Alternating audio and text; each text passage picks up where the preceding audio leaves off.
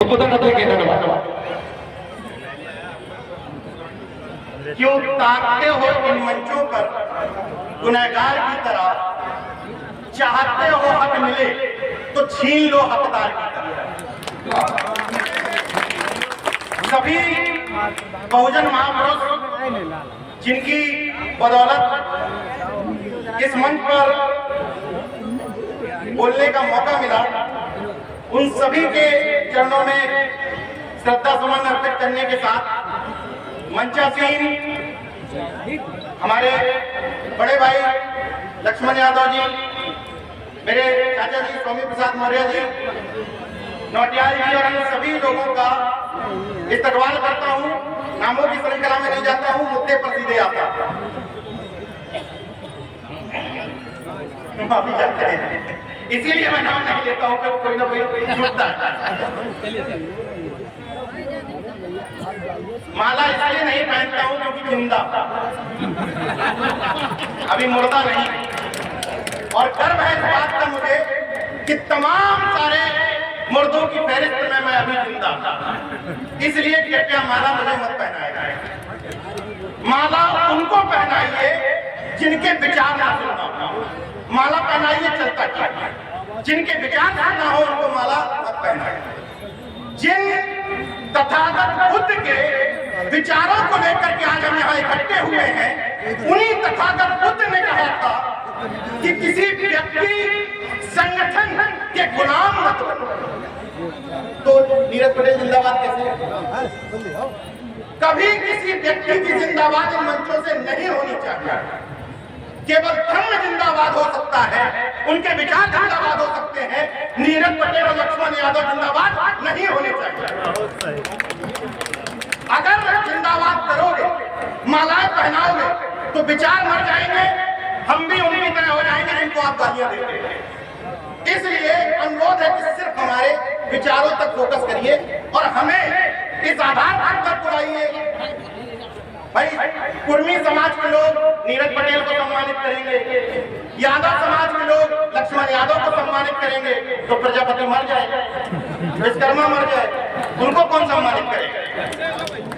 ये जो जातिगत ठेकेदारी है, मुझे इससे सबसे ज्यादा तकलीफ है। नाई समाज के लोग नीरज पटेल को सम्मानित क्यों नहीं करेंगे?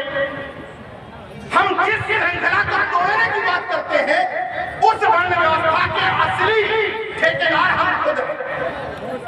हम खुद हैं। इसलिए क्योंकि हम एक कंफर्टेबल जोन में जीते हैं, हम अपने से ऊपर वाले को देख के उसको जातिवादी तो बताते हैं, लेकिन अपने से नीचे देखकर कहते हैं हम बहुत बड़े लंबरदार। कुर्मियों के साथ ठाकुर और ब्राह्मणों ने भेदभाव किया, उन्हें नीचे देखा। ये हमारे सामने कहां लग रहा है? जब उनके साथ भेदभाव हुआ, हमने और नीचे देखा, बोले ये हमारे सामने कहां लग रहा है? और नीचे पहुंचकर जाटों के साथ भेदभाव हुआ, हमने और नीचे देखा, बोले ये हमारे सामने कहां लग रहा है? और ये हमारे नीचे लगने की श्रृंखला में वो वर्ण व्यवस्था का जो क्रम है वो बना रहा। जब कोई सीढ़ी तोड़नी होती है तो सीढ़ी को ऊपर से तोड़ोगे तो फिर टिक जाएगी दीवार पर, नीचे से तोड़ दो भरभरा के गिर जाएगी। इसलिए मैं अनुरोध करता हूं कि अगर इस जाति व्यवस्था को, इस वर्ण व्यवस्था को तोड़ना चाहते हो तो नीचे से तोड़ दो और ये मानना बंद कर दो कि मुझसे नीचे भी कोई हो। ये स्वीकार करो खुले दिल से। मैं संवैधानिक आदमी हूं, इसीलिए अपने आप को शूद्र नहीं कहता, क्योंकि संविधान मुझे ओबीसी और पिछड़ा कहता है। लेकिन अगर वर्ण व्यवस्था के हिसाब से देखें, जो चर्चा लगातार होती है, अगर आप वर्ण व्यवस्था को तोड़ना चाहते हैं तो अपने आप को शूद्री में मत कहिए, संवैधानिक हो जाइए। लेकिन अगर पुरातन व्यवस्था के हिसाब से देखो तो हम सब में ब्लड रिलेशन था, क्योंकि हम सब लोग यहाँ शूद्र की संतानें बैठे, सभी लोग। और इसलिए हम सबके तकलीफें, हम सबका दर्द एक। अभी इस मन से मैं सोच के कुछ आया था, लेकिन मेरे सहयोगी विनीत यादव ने रास्ते में पूछ लिया, भैया भीड़ बहुत है, फिर चीजें बदल क्यों नहीं रही? तो हमने कहा मैं सही जवाब दे देता हूं कि चीजें बदल क्यों नहीं रही। चीजें बदल इसलिए नहीं रही क्योंकि मंचों से होता है, पहेलिया आएगा, जाल बिछाएगा, हमको फंसाएगा और हम फंसेंगे नहीं। बार बार यही चीजें दोहराई जाती हैं मंचों से, यहां से दोहराया जाता है, वहां से दोहरा लेते हैं। और 22 प्रतिज्ञाएं जो दोहराई, सामान्य बात है उन 22 प्रतिज्ञाओं को दोहराना। अगर उन 22 प्रतिज्ञाओं को दोहराने के बाद अपने जीवन में आत्मसात नहीं कर पा रहे हो, तो फिर झोली बाबा वाला आएगा, खुद को फकीर कहलाएगा, जाल बिछाएगा, आपको फंसाएगा और आप फंस जाएगा। इसलिए रट्टू तोता बनने से ज्यादा समझना जरूरी है। जिन तथागत और जिन बाबा साहब की आज हम विचारों को लेकर आगे बढ़ रहे हैं, क्योंकि अशोका धर्म में विजयादशमी है। बाबा साहब ने तिथि के हिसाब से देखे तो आज ही बुद्ध धर्म ग्रहण किया था। अंतर समझिए, धर्म और धर्म में कुछ तो अंतर होना चाहिए, तो वो अंतर हमें भी करना चाहिए। उनके वाले को अगरबत्ती दिखाना पाखंड और तुम्हारे वाले को दिखाना विज्ञान, ये कैसे हो सकता है? तुम्हारा बुरा और हमारा अच्छा। अगर तथागत ने, पहले एक बात क्लियर कर देता हूं, केजीएमसी के एक प्रोफेसर ने मुझे रोका कि नीरज भाई आप तो नास्तिक हैं, ईश्वर की सत्ता में भरोसा नहीं करते, फिर आप बुद्ध के कार्यक्रम में कैसे जा रहे हैं? मैंने उनसे सवाल किया, गौर से सुन लीजिएगा ये सवाल। सब लोग कहते हैं कि बुद्ध को ज्ञान की प्राप्ति हो गई। कहते हैं, कितने लोगों को पता है कि क्या ज्ञान की प्राप्ति हुई? क्या ज्ञान की प्राप्ति हुई थी बताइए? बुद्ध को जो ज्ञान की प्राप्ति हुई, क्या प्राप्ति हुई? अन्य के बगैर व्यक्ति जिंदा नहीं रह सकता। किसके बगैर? अन्य के बगैर ये प्राप्ति हुई। बुद्ध को, जिसको कहते हैं ज्ञान की प्राप्ति हुई, उनको ये प्राप्ति हुई कि इस दुनिया को चलाने वाला कोई सृष्टिकर्ता नहीं, कोई ईश्वर नहीं है। ये प्राप्ति हुई बुद्ध को ज्ञान। और इसीलिए बुद्ध का धर्म नहीं है, धर्म है जिसकी दीक्षा ली जाती है। बुद्ध ना भगवान है मेरी नजर में, वो वाला भगवान नहीं जो आप लोग कहते हैं। उसका एक साइंटिफिक रीजन है, वो ईश्वर वाला भगवान नहीं है, लेकिन फिर भी मैं कह रहा हूं कि वो वाला भगवान। तो उसमें जो आपने 22 प्रतिज्ञाएं पढ़ी, उन प्रतिज्ञाओं में एक प्रतिज्ञा और जोड़ लो कि उनके अलावा भी हम किसी को देवता नहीं बनाएंगे, किसी को देवता की तरह नहीं पूजेंगे। तब वो बुद्ध का साइंटिफिक और वैज्ञानिक टेम्परामेंट पूरा होगा। वो तथागत बुद्ध, जिनको इस विश्व का पहला वैज्ञानिक माना जाता है, वैज्ञानिक, विज्ञान के चिंतन का पूरा करने वाला व्यक्ति, जिसने पहली बार इस देश के लोगों को बनाया कि दुनिया को चलाने वाला कोई सृष्टिकर्ता नहीं है, आप उसी को पूजने लगे।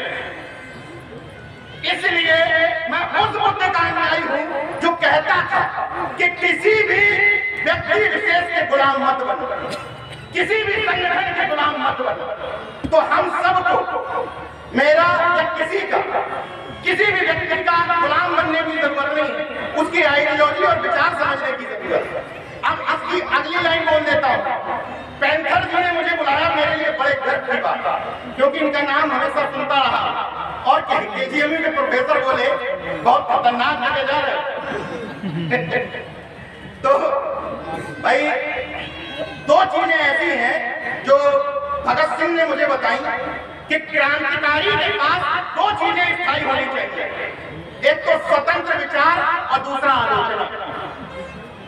तो जब दो चीजें मेरे पास हैं, जेब में खाली है, बुलडोजर चलाने के लिए कोई प्रॉपर्टी नहीं है, तो मुझे किस बात का खतरा है? पैंथर साहब इससे और कठिन प्रतिज्ञा दिलवा देते, वो भी मैं ले लेता। इसलिए क्योंकि वो प्रतिज्ञाएं लेने का हकदार हूं, मैं खुले मन से बोल रहा हूं कि कोशिश करता हूं कि उन 22 प्रतिज्ञाओं का अपने जीवन में अक्षरशः पालन करूं, वरना मुझे इस मंच पर बोलने का कोई अधिकार नहीं।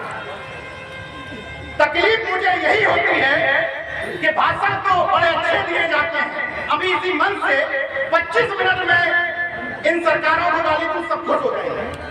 लेकिन जब मैं पूछता हूं कि बुद्ध लिखने वाले कितने लोगों ने अपनी जातियों में शादियां करना बंद कर दिया, तो बुरा लग जाता है। अगर आप बुद्धिस्ट हो गए, नाम के आगे बुद्ध लग गया मतलब जाति खत्म हो गई। लेकिन हाँ यार ये क्लियर कर देता हूँ, आरक्षण खत्म नहीं होगा, वो मिलता रहे। इसलिए अगर कोई बुद्ध की दीक्षा लेता है तो ये गलतफहमी मन से निकाल ले, ये भ्रम पैदा किया है, आरक्षण खत्म नहीं होता है। लेकिन जो उद्देश्य था बाबा साहब का कि मैंने जन्म हिंदू में ले लिया है लेकिन मरूंगा नहीं है मेरे हाथ में, उसके पीछे रीजन यही था जो एनिमेशन ऑफ कास्ट में उन्होंने लिखा है, जातियों का विनाश। और जातियां टूटेंगी कैसे? जैसे मैंने पहले बताया, जब लक्ष्मण यादव मेरे ताऊ के बेटे होंगे, स्वामी प्रसाद मेरा सगे चाचा होंगे, नौटियाल जी मेरे मौसी के बेटे होंगे, उस दिन जातियां टूट जाएंगी। ये असली तरीका है अंतर जातीय विवाह का। जातियां देखकर खुश हो रहे हैं, जातियां देखकर माला पहना रहे हैं। मैं जो कह रहा हूँ वो तो सुन लो, उसको तो आंख साफ कर लो, वही असली दर्शन है। एक महत्वपूर्ण बात बताता हूँ आप लोगों को, जितने भी लोग यहाँ बैठे हुए हैं गौर से सुनिए, नास्तिक होना और बुद्ध का अनुयायी होना कितना कठिन है, गौर से सुनिएगा। अपने आस पड़ोस में किसी भी थाने की अपराधियों की लिस्ट उठाओ, तो तमाम यहाँ पुलिस वाले हैं, किसी भी थाने की चैलेंज दे रहा हूँ इस मंच से, किसी भी थाने में अपराधियों की लिस्ट निकाल लो, उसमें से एक भी रेपिस्ट बुद्धिस्ट निकल जाए, मेरा नाम बदल देना, मेरा नाम बदल देना। एक भी मंडलन उसमें से नास्तिक निकल जाए या बुद्धिस्ट निकल जाए, मेरा नाम बदल देना। तो फिर तुम्हारे धर्म में सिखाया क्या सिखाया? चैलेंज देता हूं इस मन से, खुली चुनौती। यहाँ का जो नजदीक का थाना हो वहीं जाके चेक कर लीजिएगा कि वो लोग जिनके ऊपर मर्डर का आरोप है, जिनके ऊपर रेप का आरोप है, वो किसी धर्म को मानते हैं कि नहीं? नाम बदल देगा अगर नास्तिक निकल जाए या बुद्धिस्ट निकल जाए, नहीं निकलेगा। क्यों? क्योंकि एक सीढ़ी है, उस सीढ़ी और पायदान तक पहुंचने वाला व्यक्ति बहुत सारी चीजों से मुक्त हो जाता है, बहुत सारे राग द्वेष से मुक्त हो जाता है। लेकिन असली वाला होना चाहिए, नाम के बाद असली वाला होना चाहिए। तो इसलिए मैं कह रहा हूं कि ये पैरामीटर है। अनुरोध एक बात का कर लेता हूं, इस मन से बहुत कठिन आप लोगों को प्रतिज्ञाएं दिलवाई गई, मैं कहता हूं कि उतने कठिन स्तर पर ही मत जाइए, उसका एक पायदान पहले इस्तेमाल कर लीजिए। मानता हूं कि बहुत सारे पाखंडों को घर से बाहर फेंकना मुश्किल है, लेकिन वो बिचौलिया जो आपके और आपके तथाकथित ईश्वर के बीच में पैसा कमीशन खा रहा है, उसको तो बाहर निकाल दो। शुरुआत तो यहाँ से कर दो। हैरत की बात देखिए कि बुद्ध भी पूछते रहेंगे, अब अगर हमें देवी देवता भी पूछते रहेंगे, ये कैसे हो सकता है? ये नहीं हो सकता। इसीलिए विनीत ने जो मुझसे पूछा था कि इतनी भीड़ दिखती है कार्यक्रमों में, इतनी भीड़ होती है मंचों पे, सब कहते हैं पाखंड के विरोध में, अंधविश्वास के विरोध में, तो फिर वो पाखंड विरोधियों की, अंधविश्वास के विरोधियों की भीड़ जाती कहाँ है? वो समस्या ये है कि वो कार्यक्रमों तक सीमित रहती है, घर जाने के बाद ये हो जाता है हमारी पत्नी नहीं मानती, हमारे बच्चे नहीं मानते, नहीं मानते। तो ये जो कार्यक्रम है ना, आप लोग कहते हो कि विकल्प नहीं है, विकल्प ऐसे कार्यक्रम है, इन कार्यक्रमों में एक बार लाओगे, दो बार लाओगे, तीन बार लाओगे, रस्सी सिल पर खींचेगी, अंतर दिखाई देगा। ऐसे कार्यक्रम उन तमाम चीजों के लिए विकल्प की तरह है, इसलिए इन कार्यक्रमों में आने की जरूरत है। पैंथर साहब ने नाम पता नहीं किस हिसाब से रखा होगा, लेकिन मुझे अभी एक बात ध्यान में आ गई बोलते बोलते, पैंथर की संख्या भारत में ठीक ठाक है, जो ग्रुप हो गए उनको विदेश से आया जा रहा है। तो ठीक ठाक का मतलब कि पैंथर बहुसंख्यक है और अल्पसंख्यकों को उन पैंथरों से संख्या बढ़ाने के लिए विदेश से लाया जा रहा है। इसलिए ये मूल निवासी लोगों का संगठन है, पैंथर का संगठन है, लेकिन ये पैंथर हिंसक नहीं है। वो अशोक स्तंभ वाला, शांत मुद्रा वाला, गंभीर मुद्रा वाला शेर है, गंभीर शासक है, जो कहता है कि अगर मेरे सामने मेरी गरीब निरीह जनता पर हमला करोगे तो तुम्हें खींच लूंगा। ये वो वाला पैंथर, वो हिंसक पैंथर नहीं है जो अपने ही कमजोर और मजलूम लोगों पर आक्रमण करता है, ये वो वाला पैंथर नहीं।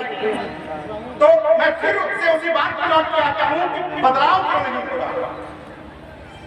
मैं फेसबुक पर जब गौर करता हूँ, बस 10 मिनट का समय, जब फेसबुक पर मैं चेक करता हूँ तथाकथित जागरूक लोगों को, लोग कहते हैं कि गांव की तरफ चलने की जरूरत है, शहरों में लोग जागरूक हो।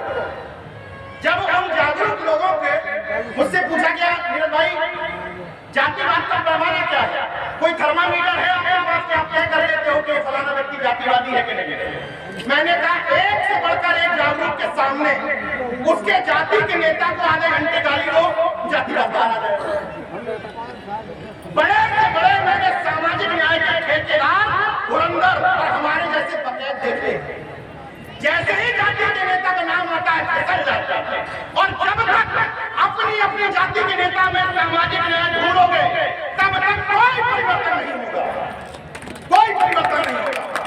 जिस दिन ये महामना रामस्वरूप वर्मा की धरती है, ये पेरियार लड़ाई की धरती है, जिस दिन यहाँ का सचान कटियार लिखने वाला व्यक्ति पेरियार लड़ाई की जयंती पर झूम के नाचने लगेगा, जिस दिन यहाँ का यादव महामना रामस्वरूप वर्मा की जयंती पर झूम के नाचने लगेगा, परिवर्तन आ जाएगा।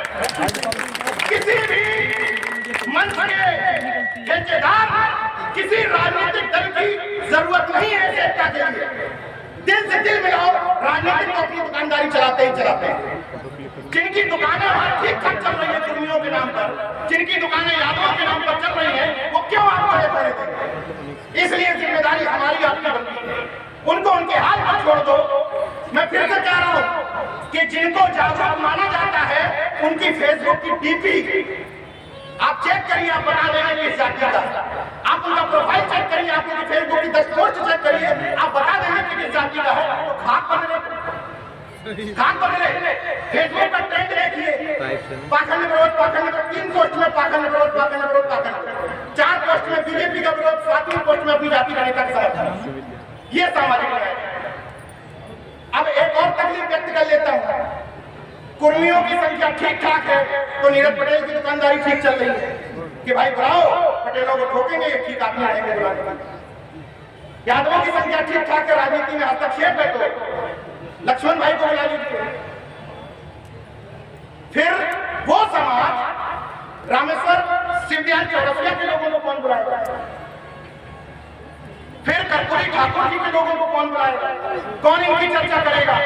इसलिए मेरा एक निवेदन है, ये बात बिल्कुल सही है कि लोग कम मिलते हैं लेकिन मिलते हैं। इस मंच पर आगे से ध्यान रखा जाए, इस मंच पर या तमाम मंचों पर कि भले ही हम लोगों को ना बुलाइए, हम लोगों की दुकानदारियां ठीक ठाक, विधायक की लिस्ट बनाने के लिए पर्याप्त है, डीएम की लिस्ट बनाने के लिए पर्याप्त है, लेकिन जिन समाजों को अन्य लोगों ने भी छोड़ा उनको आपने भी छोड़ा। प्रजापति में ढूंढिए वक्ता, चौरसिया में ढूंढिए वक्ता, नाई समाज में ढूंढिए वक्ता, जाटा समाज के अलावा धोबियों में ढूंढिए वक्ता, खटीक में ढूंढिए वक्ता, काशी में ढूंढिए वक्ता, क्योंकि बुरा भले ही लग जाए लेकिन वक्त का तकाजा यही है, यही वक्त का तकाजा है। हम अगर सामने वाले को चुनौती देना चाहते हैं तो भले ही दिखावे के लिए सही, लेकिन उसी तरह के मुखौटे यहाँ रखें ताकि कोई हमसे ना पूछ पाए कि भैया आप तो बढ़िया बोल लेते हो, आपके पास तो 40 विधायक है, हम मर गए। इसलिए जिसकी जितनी संख्या भारी उसकी उतनी हिस्सेदारी। कांसीराम साहब का एक नारा रख लिया, कांसीराम साहब का एक नारा और रख लिया कि बिना सत्ता परिवर्तन ही सभी चीजों की पूंजी है, बिना उसके हुए कुछ कोई अधिकार हासिल नहीं हो सकते। 2 चीजें रखें ताकि उससे फायदा है, 2 चीजें रखें, ज्यादा संख्या में उनका दुकानदारी चलती रहेगी। लेकिन तीसरी बात जो कांसीराम साहब ने उतनी ही तीव्रता के साथ, उतनी ही प्रमुखता के साथ कही कि सामाजिक परिवर्तन के बिना जो राजनीतिक परिवर्तन होगा वो बहुजनों के किसी काम का वो नहीं रखी। इसलिए मैं कहता हूं कि राजनीति इंपॉर्टेंट चीज है। हमारे बीच का कोई व्यक्ति ईमानदारी के साथ उस व्यक्ति को कर रहा है, उसका समर्थन करिए, मगर फिर से कह रहा हूं कि सामाजिक न्याय अपनी जाति में मत बदला। क्या अनुप्रिया पटेल 2.5 साल पहले संसद में कुछ बोली थी 2 सेकंड का, उस वीडियो को शेयर करके कहा जाए कि ये हमारा सामाजिक न्याय है, और अखिलेश यादव ओबीसी यादव में यादव ढूंढने के लिए वाला हमारा सामाजिक न्याय है। क्रॉस करने की जरूरत है। इस देश में जो भी नेता, जो भी व्यक्ति बहुजन समाज के लिए अच्छा काम करे, खुल करके लड़ाई लड़े। अब इसी बात से बात याद आ गई कि एम.के. स्टालिन की तारीफ करने वाले लोग अगर एम.के. स्टालिन चुनाव लड़ने आ जाए उत्तर प्रदेश में तो जाति खोजेंगे पहले। जो एम.के. स्टालिन की आप तारीफ कर रहे हैं वो एम.के. स्टालिन की भी जाति खोज लेंगे। स्वामी प्रसाद मौर्य जी ऐसे लोग इसलिए नहीं कि आज मंच पर बैठे, बीच में थोड़ा चले गए थे, लेकिन सम्मान इसलिए करता रहा उनका लगातार क्योंकि वहां रहकर के भी बुद्ध की परंपरा को इस बात पर जोर। और ये बात फैक्ट बता रहा हूं कि बड़े बड़े मठाधीशों में हिम्मत नहीं है कि इस तरह के मंच पर आ जाए। इसलिए अगर कोई व्यक्ति हिम्मत कर रहा है तो मुक्त कंठ से उसकी तारीफ करने की भी जरूरत है।